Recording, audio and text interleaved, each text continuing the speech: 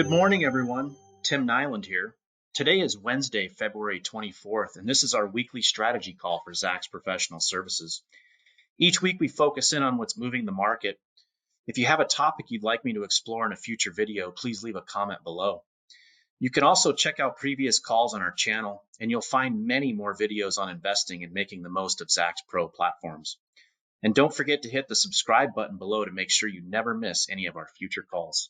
Today, we're going to do one of my favorite things, which is to take a look at the Zacks Earnings Certain family of portfolios, specifically to take a look at how the euphoria around the cyclical rotation as of late has created a real opportunity for strategy around our core equity positions, specifically for long-term investors. As we can see, the reflation trade is definitely well underway. What we're looking at here is a price and earnings chart out of the Zacks Research System.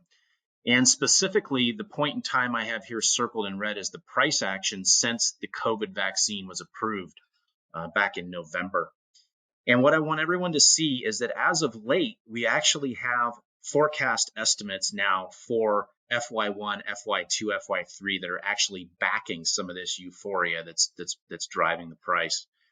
And you can see 40%, 16%, 20%. So somewhere a growth normalizing out for the cyclical basket of stocks, somewhere between 16 and 20%. Again, the 40% here being this really rapid recovery. So we're just now working our way through the trough. Keep in mind that the Zacks cyclical portfolio is one of the model portfolios that actually feeds into the entire earnings certain portfolio methodology. Remember that we start with the larger universe of 400 stocks in the standard industrial portfolio, and we split that between growth and value. And it's the cyclical and growth portfolios, 200 members portfolios each, that I use to do the bulk of my strategy work, specifically the strategy work I'm going to be sharing with you today. As we move on to the growth portfolio, it's important to take a look and acknowledge very quickly that for the first time in quite a while, we actually have cyclical stocks that are actually forecast to grow faster than growth stocks. So you can see that FY1, FY2, and FY3 growth for the cyclical basket's actually a lot faster growth than the growth basket. So I'll go ahead and move to the previous slide, which was our cyclical portfolio. You can see 40% growth, 16% growth, 20% growth, which is obviously driving this euphoria here. And you can see in the growth basket, 14%, 15%, 8%.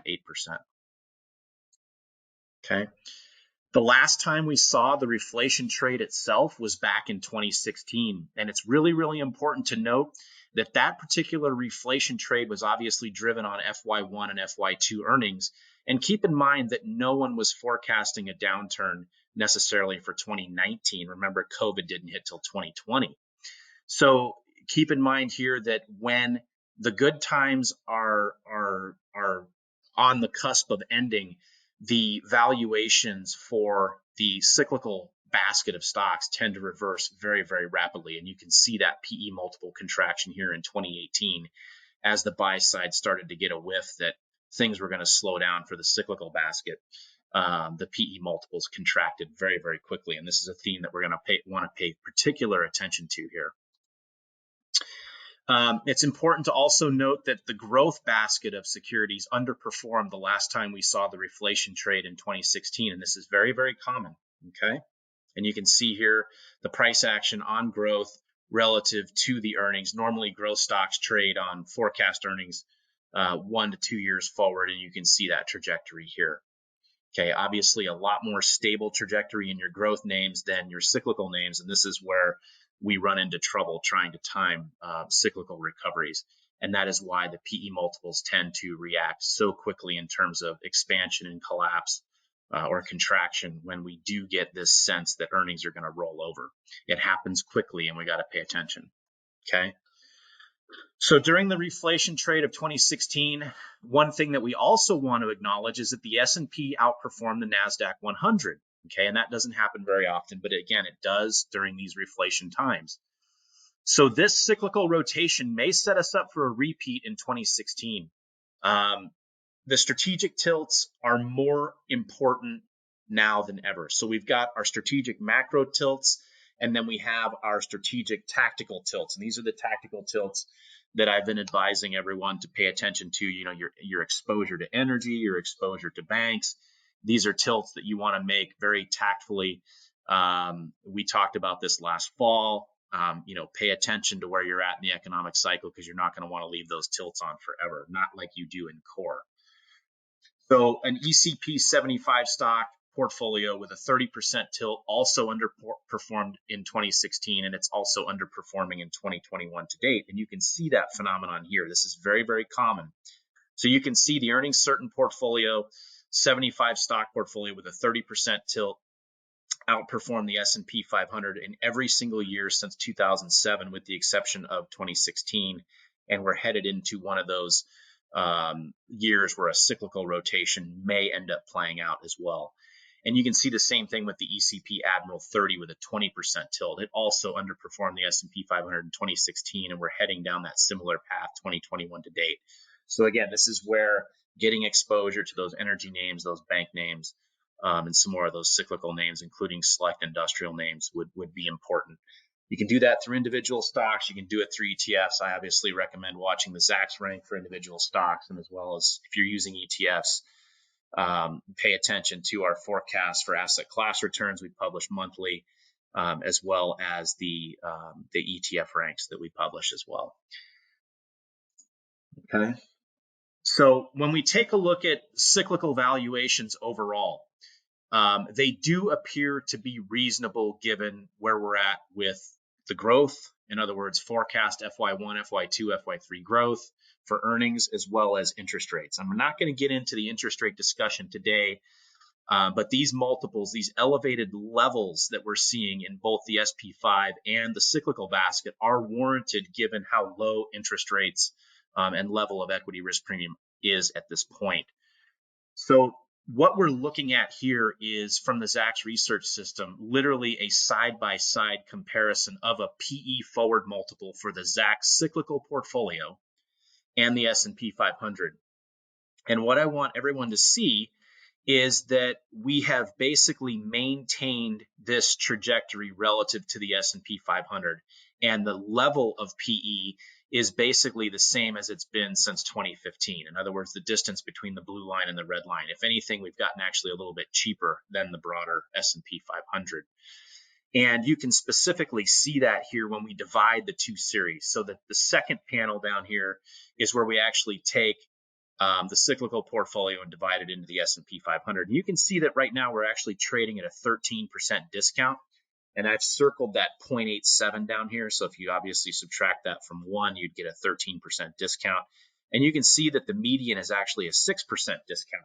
So the cyclical valuation overall appears to be reasonable. Now, we're going to peel back the layer of this onion a little bit and dive into the sectors in just a moment. But I want to just draw some general strategic conclusions about the cyclical basket overall. Looks like it still might have a little bit of room to run relative to the S&P 500. Okay. We all know that growth valuations have been reined in as of late.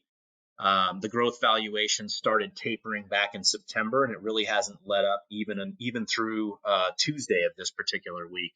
We've had pressure on growth stocks. But it appears as though overall these valuations are reasonable. In other words, we are currently right now at parity with the S&P 500. So the growth portfolio literally mirroring the S&P 500 in terms of forward multiple, which is really good.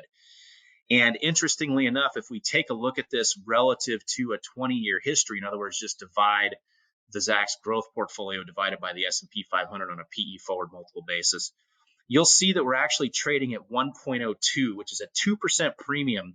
The median over that 20 years is actually an 11% premium.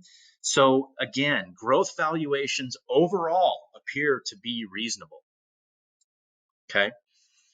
One other thing we need to do is we need to broaden the scope of our valuation work. And what I mean by that is we need to take a look at enterprise value relative to EBITDA on a forward 12-month basis. And we need to do this for the sectors. And the reason why we need to do this for the sectors is enterprise value has a really, really nice way of capturing the entire capital structure of a company. And looking at EBITDA on an F12M basis actually allows us to make comparisons against the real capital intensive sectors like the industrial sector to those sectors that are less capital intensive. So in other words, with EBITDA, effectively what we're doing from a valuation perspective is we're recapitalizing depreciation and amortization expense back onto an earnings metric called EBITDA.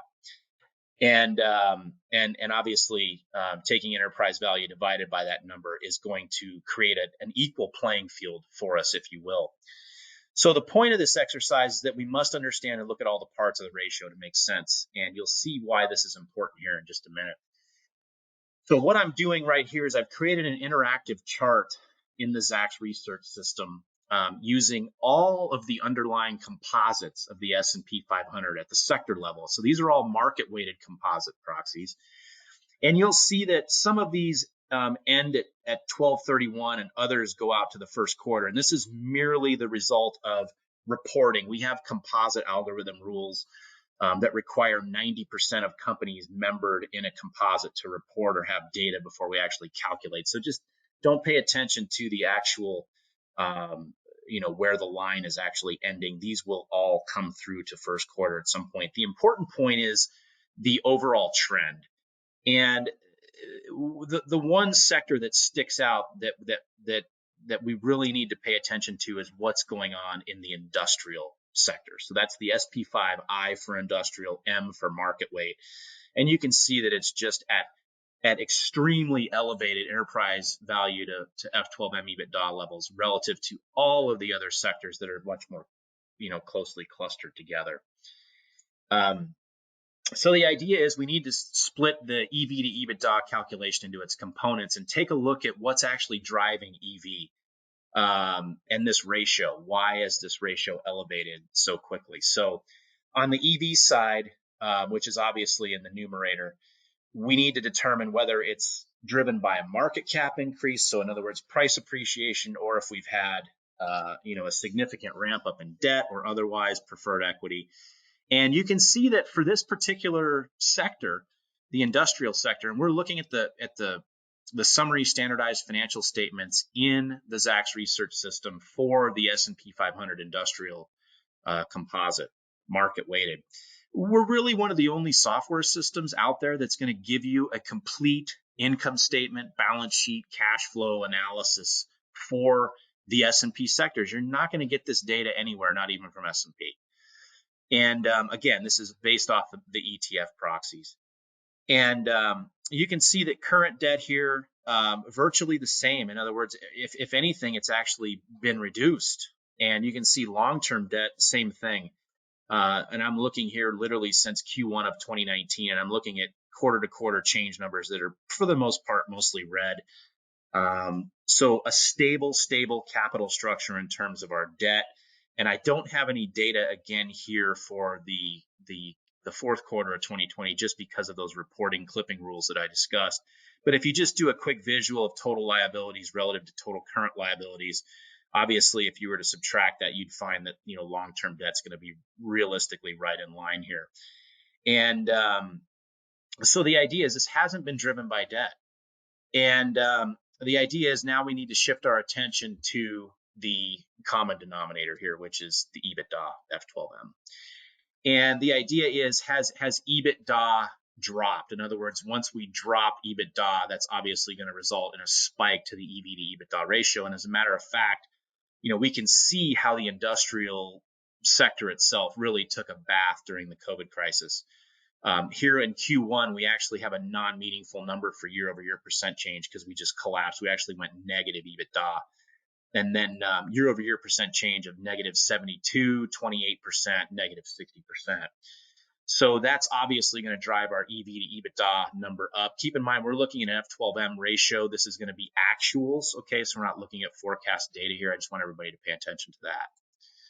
So when we take a look at industrial valuations overall, they do appear to be excessive. And again, I'm using that EV to EBITDA example to say, look, and it's reinforced here with the PE ratio, that EV to EBITDA ratio is expensive, and it's reinforced with PE. We're literally looking at a PE for the industrial sector that's higher now than the S&P 500, which is dangerous. And it is due to a combination of price appreciation for this basket of securities coupled with that fallout in EBITDA. Now, keep in mind that as you would expect with these cyclical names, we are looking out to FY2 and even beyond for recovery, and that's being priced in. We're looking at an F12M PE. So as the EBITDA and as these earnings recover, that PE is naturally going to come in.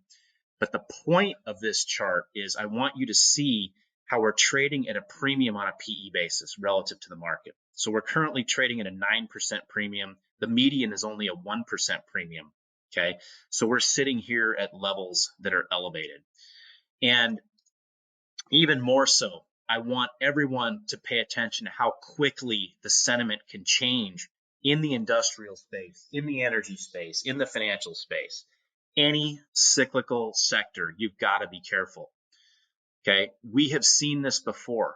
Take a look at the setup here in 2009.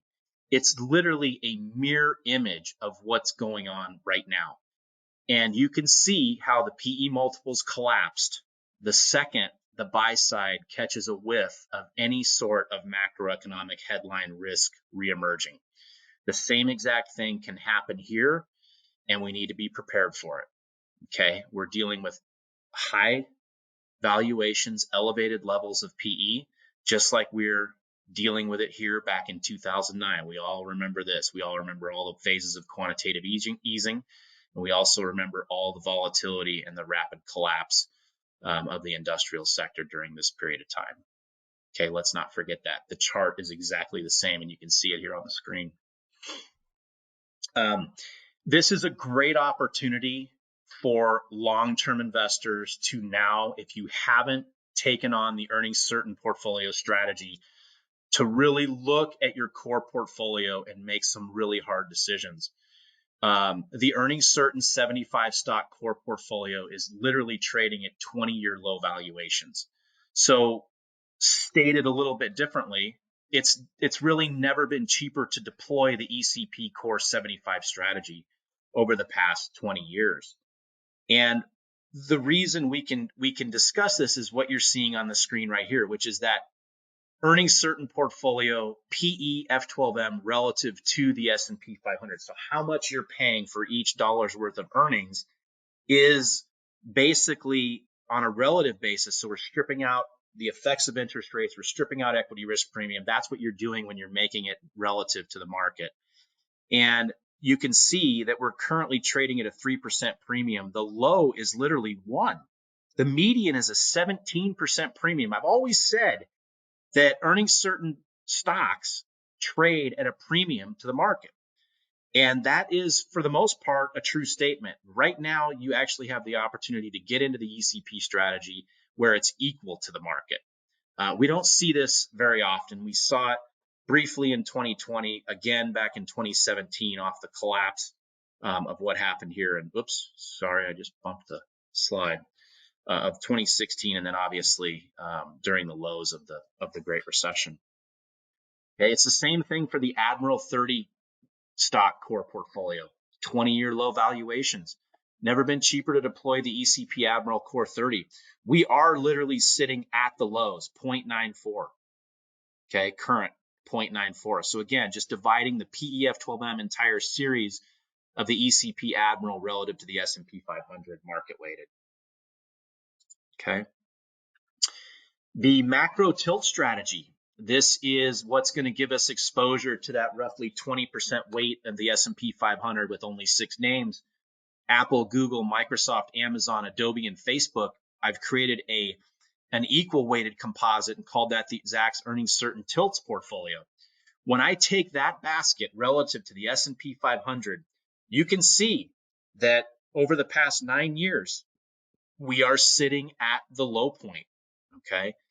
Now, we all know that Apple, Microsoft, Amazon, Adobe, Facebook, they've all been literally sitting for 6 months. So it's that coiled spring effect. At some point, we're going to see this phenomenon take shape again. It's been happening ever since 2013, almost like clockwork. That's the expectation. Again, we've got interest rates, we've got inflationary expectations. We had the Fed Chairman Powell, reassuring us on Tuesday of this week that inflation is going to remain tame. That should bode well for the valuations of these mega tech names. Now, Google's had a little bit of a recovery as of late, but at any rate, a really, really good entry point here for the macro level tilts, just simply on a strategic basis, looking historically back over the past 9 years. You can see that on the chart. Okay, so a couple of takeaways here. You've heard this from everyone. You'll hear it from me, right? The current economic recovery is very fragile. The Fed Chairman Powell said that again on Tuesday this week.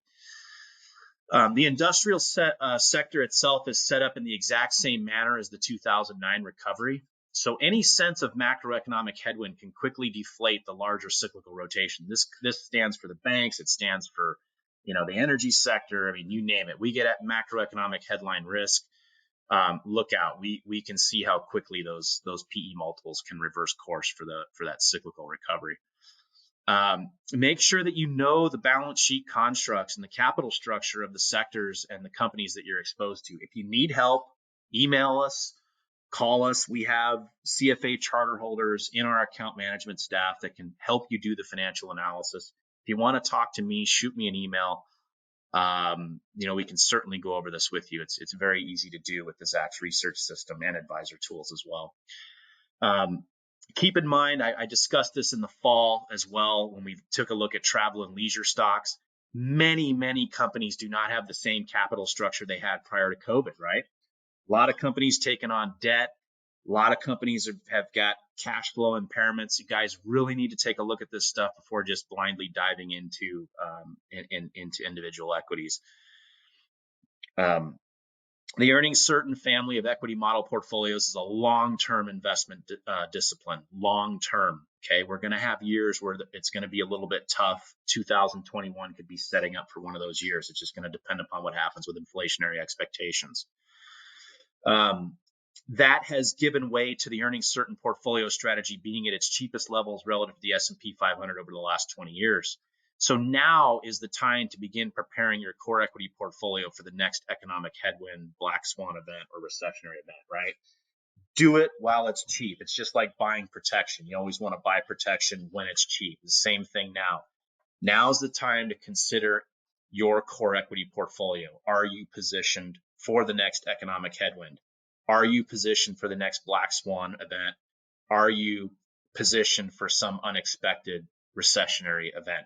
Again, the sell side is not going to forecast the recession. You're never going to see that in your FY1, FY2, FY3 consensus EPS estimates, right? They're late to the game. We've got to be prepared at all times. Okay. That's about it for this week. If you found this video helpful, please hit the like button below and be sure to subscribe for future videos. If you have any questions or requests, please leave a comment below or feel free to email me at tnyland@zacks.com. You can also follow me on social media. I'm on LinkedIn and my Twitter handle is @TimNyland. I would encourage everyone to reach out to us to request the slide deck. If you haven't seen or heard of the Earnings Certain portfolio, the family that we offer of equity model portfolios, please reach out to us. We would love to speak to you about it. It's a great strategy, a rock solid core equity strategy. If you're interested in getting started with advisor tools or the research system, or you're just looking to upgrade your current subscription, please contact again our world-class support at advisortools@zacks.com and zrs@zacks.com. Thank you very much for watching, and I'll talk to you next week.